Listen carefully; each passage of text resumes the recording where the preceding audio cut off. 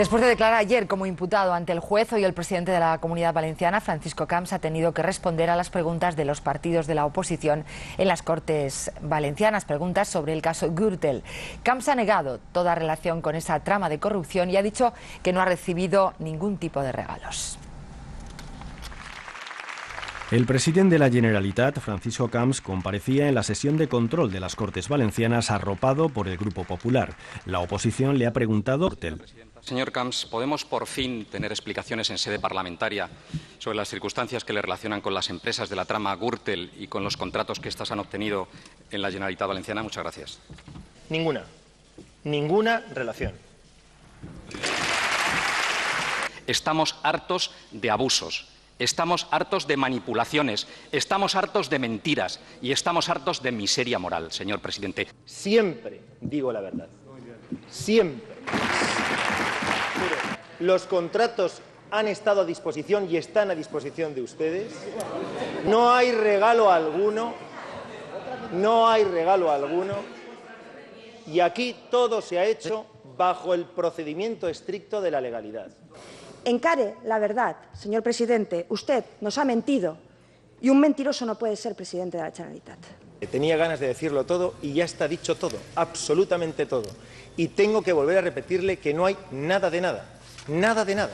El portavoz socialista ha acusado a Camps de agredir el orden constitucional. El presidente le ha replicado que el único partido que lo ha hecho fue el PSOE en referencia al GAL.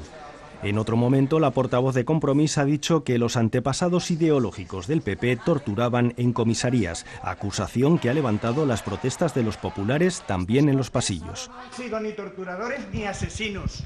Mis antepasados no han sido ni torturadores ni asesinos. Que quede bien claro, diputada. Este es el talante del Partido Popular, un conseller que no deja hablar a la oposición.